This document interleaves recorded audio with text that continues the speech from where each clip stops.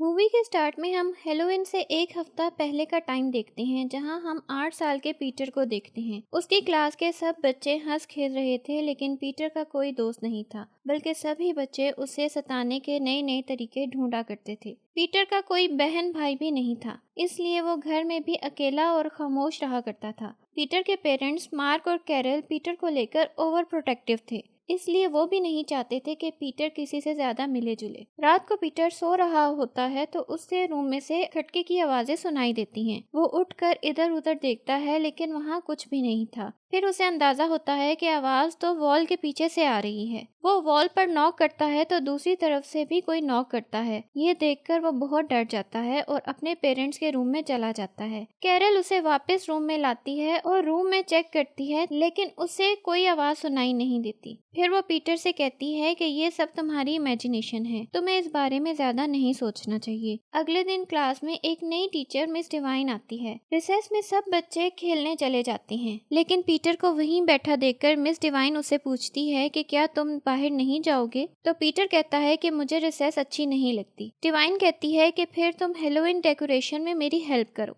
अब घर में डिनर के दौरान पीटर अपने पेरेंट्स से कहता है कि मैं भी हेलोविन पर ट्रिक एंड ट्रीट गेम खेलना चाहता हूँ, तो कैरल उसे साफ मना कर देती है। तब मार्क उसे बताता है कि तुम्हारे पैदा होने से 5 साल पहले पड़ोस में एक बच्ची हेलोविन पर ट्रिक एंड ट्रीट गेम खेलने निकली थी, लेकिन वो गायब हो गई। इसलिए तब से ही वो लोग पीटर को घर से बाहर कहीं भी जाने नहीं देते। उसके बाद पीटर सोने चला जाता है तो पीटर को एक लड़की की आवाज सुनाई देती है जो उसका नाम लेकर उसे बुलाती है। पीटर डर जाता है और डैड को जोर जोर से बुलाने लगता है, तो वो लड़की कहती है कि डैड को मत बुलाओ।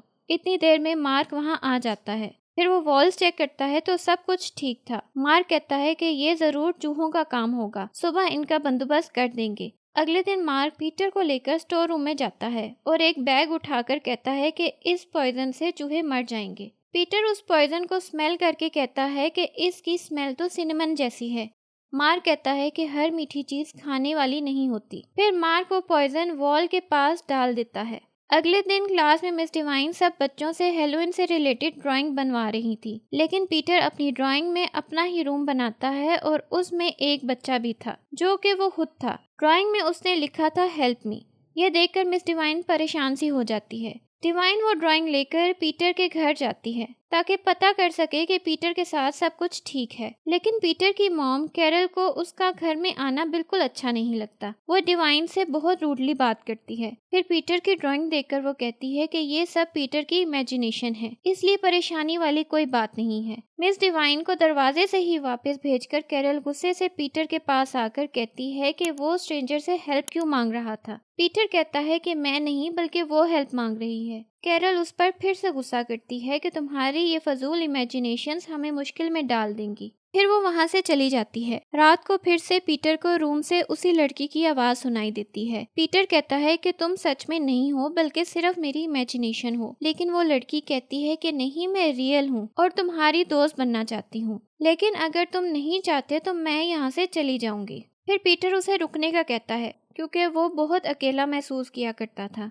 अगले दिन क्लास में मिस डिवाइन सब बच्चों को हेलोविन के लिए पंपकिन पर ड्राइंग करने को कहती हैं। पीटर ने बहुत अच्छी ड्राइंग बनाई थी। मिस डिवाइन उसे एनकरेज करती हैं। ये देखकर पीटर की क्लास का एक बच्चा ब्रायन काफी जेलस हो जाता है और रिसेस में उसके पंपकिन को तोड़ देता है, जिससे वो बहुत उदास हो जाता है। रात को पीटर अपने रूम में रो रहा होता है, तभी उसे लड़की की आवाज सुनाई देती है जो उसकी हिम्मत बढ़ाती है और कहती है कि मैं भी ये सब फेस कर चुकी हूँ। वो तुम्हें डराना चाहते हैं, लेकिन तुम्हें डरना नहीं है बल्कि उन्हें डराना है और अपना बदला लेना है। अगले दिन ब्रायन अपने पेरेंट्स के साथ आता है और पीटर को एक और पंपकिन देकर सॉरी कहता है, लेकिन पीटर के दिमाग में उस लड़की की ही बातें गूंजती रहती हैं। इसलिए छुट्टी के वक्त वो ब्रायन को सीढ़ियों से धक्का देकर नीचे गिरा देता है और ब्रायन की टांग टूट जाती है। मामला प्रिंसिपल और पेरेंट्स तक जा पहुंचता है। पीटर की मॉम लाख कोशिश करती हैं कि उन्हें समझा सकें कि पीटर ऐसा नहीं है, ये सिर्फ एक हादसा हो सकता है,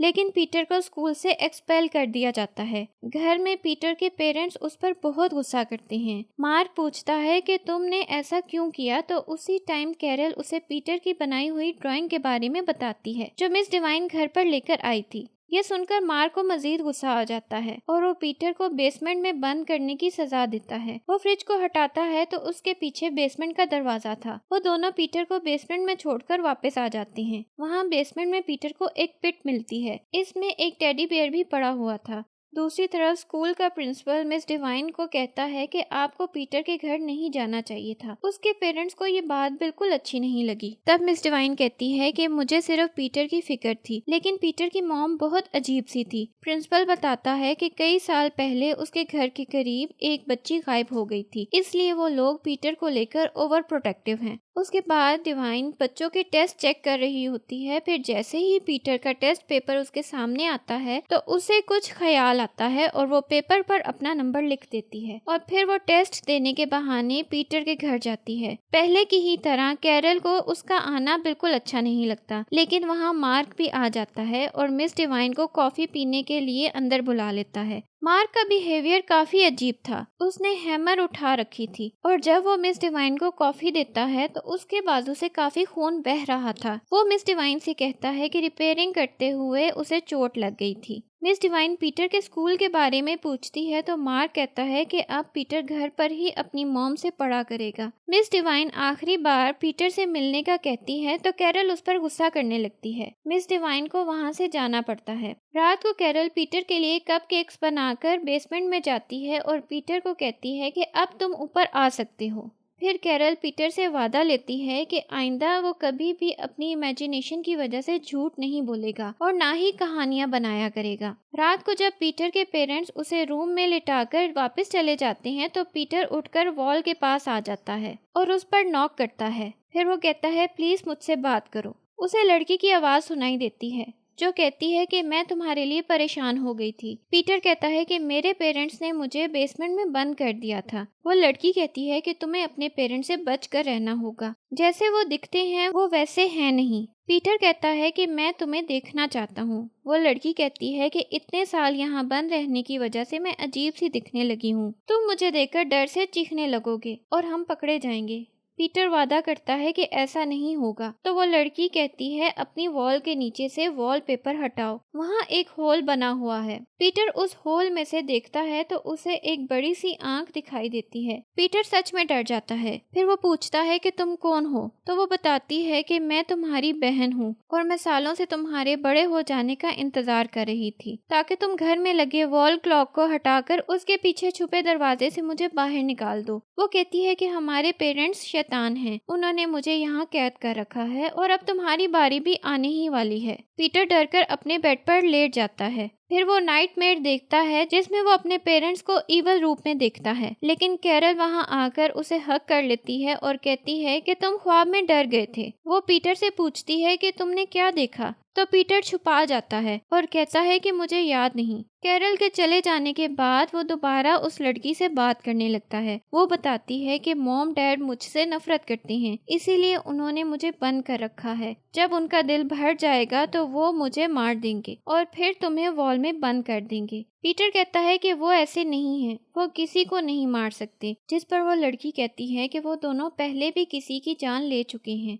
अगर तुम देखना चाहते हो तो गार्डन की मिट्टी खोदकर देख लो। अगले दिन पीटर गार्डन में जमीन खोदकर देखता है तो उसे वहाँ एक स्केलेटन मिलता है और दूसरी तरफ हम कैरल को देखते हैं जो क्लॉक के पीछे छुपे दरवाजे से बाहर निकलती है और वॉल क्लॉक को वापस दीवार के साथ लगा देती है। पीटर वापस रूम में आता है तो वो लड़की बताती है कि कई सालों पहले हेलोवीन पर एक लड़की ट्रिक एंड ट्रीट गेम खेलने के लिए हमारे घर पर आई थी, जिससे मैंने यहाँ से निकलने के लिए हेल्प मांगी, लेकिन मॉम डैड ने उसे मार दिया ताकि वो बाहर जाकर किसी को कुछ ना बता सके। तब ये रिवील होता है कि सालों पहले जो बच्ची गायब हो गई थी उसके साथ क्या हुआ था। पीटर अपने टेस्ट पेपर से मिस डिवाइन का नंबर लेता है और हेल्प के लिए उन्हें कॉल करता है, लेकिन कैरल उसे रोक देती है। वो उस पर बहुत गुस्सा करती है और उसे उसके रूम में ले जाती है जहां वो वॉलपेपर के पीछे होल देख लेती है। वो बहुत डर जाती है और पीटर से पूछती है कि उस लड़की ने तुम्हें क्या बताया है। वो पीटर से कहती है कि अब जो कुछ भी होगा उसका जिम्मेदार पीटर ही होगा। कैरल बेहद डरी हुई थी। वो कहती है कि बस अब तुम अपने डैड के घर आने का वेट करो। ये कहकर वो वहाँ से चली जाती है। कुछ देर बाद वो लड़की फिर से पीटर से बात करती है और कहती है कि मैंने मॉम डैड को बात करते सुना है, वो हमें मारने वाले हैं, तुम्हें कुछ करना होगा। पीटर ये सुनकर रूम से बाहर जाकर देखता है कि उसके पेरेंट्स सच में बात कर रहे थे। कैरल बहुत खौफजदा थी, वो रो रही थी। मार्क उसे कुछ समझा रहा था। ये देखकर पीटर डर जाता है और वापस रूम में आ जाता है। रात को डिनर करते हुए कैरल बहुत अपसेट दिखाई दे रही थी। खाना खाते हुए उसके हाथ भी कांप रहे थे। मार्क को खाना खाते हुए टेस्ट कुछ अलग लगता है। वो ये भी देखता है कि पीटर कुछ भी नहीं खा रहा। वो कैरल से भी कहता है कि आज सूप का टेस्ट कुछ अलग है। कैरल को भी अब ऐसा ही लग रहा था। वो स्मेल करके कहती है कि इससे तो सिनेमन की स्मेल आ रही है। ये सुनते ही मार्क पीटर की तरफ देखता है जो अब भी कुछ नहीं खा रहा था। उसके दिमाग में खतरे की घंटियां बजने लगती हैं। वो समझ जाता है कि पीटर ने खाने में चूहे मार दवा मिला दी है। वो पीटर से पूछता है कि तुमने कुछ किया है, मुझे सच बताओ। पीटर कहता है कि आपने मेरी बहन को हर्ट किया है। ये सुनकर वो दोनों शॉक में आ जाते हैं। मार्क कैरल को 911 पर कॉल करने को कहता है, लेकिन पीटर तो पहले ही फोन की वायर काट चुका था। मार्क खून की उल्टी करने लगता है और वहीं मर जाता है। कैरल नाइफ लेकर पीटर के पीछे भागती है तो पीटर उसे धक्का दे देता है, लेकिन कैरल मरने से पहले कहती है कि उसे बाहर मत निकालना। पीटर जाकर वॉल क्लॉक हटाता है और उसके पीछे से सीक्रेट दरवाजा खोल देता है। दरवाजा खुलते ही एक मॉन्स्टर जैसी लड़की बाहर आती है, जो अब तक बहुत मासूम लग रही थी। वो अचानक से ही मॉन्स्टर की तरह ही खौफनाक हंसी हंसने लगती है, जिससे डरकर पीटर भागकर अपने रूम में आता है और दरवाजा बंद कर देता है। वो मॉन्स्टर दरवाजे के बाहर पहुंच जाती है, लेकिन इत्तेफाक से घर के बाहर ब्रायन अपने 3 दोस्तों के साथ आ जाता है। वो पीटर से बदला लेना चाहता था। घर का दरवाजा खुद बहुत खुल जाता है। वो चारों अंदर आ जाते हैं और फिर वो मॉन्स्टर एक एक करके बहुत वहशियाना तरीके से उन चारों का शिकार करने लगती है। किसी को चीर फाड़ देती है और किसी का सर ही तन से जुदा कर देती है। वो बहुत आराम से दीवारों और छत पर उल्टी चल रही थी। पीटर डर के अपने बेड के नीचे छुपा हुआ था। सबको मारकर वो मॉन्स्टर पीटर के बेड के ऊपर आकर बैठ जाती है और अपना सच बताने लगती है। वो कहती है कि जब तुम पैदा हुए तो मॉम डैड बहुत खुश हुए थे, लेकिन जब मैं पैदा हुई तो वो डरकर चीखने लगे क्योंकि मैं एक डिफॉर्म्ड बच्ची थी। उन्होंने मुझे पिट में डाल दिया। जब तुम गर्म बिस्तर में सोते थे तब मैं चूहों और कीड़े मकोड़ों के दरमियान जी रही थी। असल में वो मॉन्स्टर एक इंसान ही थी जो मार्क और कैरल की पहली बेटी थी, लेकिन जब वो पैदा हुई तो एक मॉन्स्टर जैसी दिखती थी। उसे दुनिया की नजरों से छुपाने के लिए उन्होंने उसे पिट में रखना शुरू कर दिया था, क्योंकि वो जानते थे कि वो किसी को भी नुकसान पहुंचा सकती थी। उसी कैद में उस मॉन्स्टर लड़की ने दीवारों पर चलना सीख लिया था और इतने अरसे तक वहां से निकलने की प्लानिंग करती रही। फिर उसने पीटर के सामने मासूम बनकर उसे अपने पेरेंट्स के खिलाफ इतना भड़काया और बहला फुसलाकर उसके ही हाथों पेरेंट्स को मरवा दिया। और तब ही ये भी रिवील होता है कि गायब होने वाली बच्ची को पीटर के पेरेंट्स ने नहीं बल्कि उसी मॉन्स्टर ने मारा था और वह शुरू से ही एक किलर थी। मॉन्स्टर पीटर को उसी सीक्रेट रूम में बंद कर देती है। उसी टाइम पीटर की टीचर मिस डिवाइन पीटर की हेल्प करने वहां आ जाती है। मिस डिवाइन वहां ब्लड और लोगों की डेड बॉडीज देखकर समझ आती है कि यहाँ कुछ गलत हो रहा है। उसी टाइम मॉन्स्टर मिस डिवाइन को भी हमला करके जख्मी कर देती है। मिस डिवाइन जैसे ही उस मॉन्स्टर को देखती है भागकर बाहर जाने लगती है। तभी उसे वॉल्स के पीछे से पीटर की आवाज आती है जो चिल्ला चिल्लाकर मिस डिवाइन को वहां से भाग जाने का कहता है। ये सुनकर वो पीटर की आवाज का पीछा करते करते उसके रूम में आ जाती है। वहाँ हॉल में से पीटर अपना हाथ बाहर निकालकर उसे कहता है कि यहाँ से फौरन चली जाएं। लेकिन मॉन्स्टर के आने से पहले ही मिस डिवाइन रूम का दरवाजा बंद करके दीवार तोड़कर पीटर को बाहर निकाल देती है। मिस डिवाइन और पीटर घर से बाहर निकलने ही वाले थे कि वो मॉन्स्टर पीछे से पीटर को पकड़कर वापस अंदर ले जाती है और पिट में डाल देती है। डिवाइन दोबारा से उसके पीछे जाती है। अब मॉन्स्टर डिवाइन पर दोबारा से हमला करने ही वाली होती है तो पीटर उसके बाल खींच लेता है और फिर वो उसके बालों का ही सहारा लेकर पिट से बाहर निकल आता है। पीटर और डिवाइन मिलकर उसे पिट में फेंक देते हैं और वहाँ ताला लगा देते हैं। पीटर और डिवाइन वहाँ से जाने लगते हैं तो मॉन्स्टर कहती है कि तुम्हें क्या लगता है मैं यहाँ हमेशा कैद रहूंगी? हर रात जब तुम सोने लगोगे तुम्हें मेरा ख्याल आएगा। मैं हमेशा तुम्हारे साथ रहूंगी। पीटर मिस डिवाइन के साथ वहां से चला जाता है, लेकिन अब भी हर रात उस मॉन्स्टर का ख्याल उससे डराया करता था। अगर आपको ऐसी मूवीज पसंद हैं तो कमेंट में जरूर बताएं। अगर वीडियो पसंद आए तो लाइक और शेयर करें और हमारे चैनल को सब्सक्राइब करें।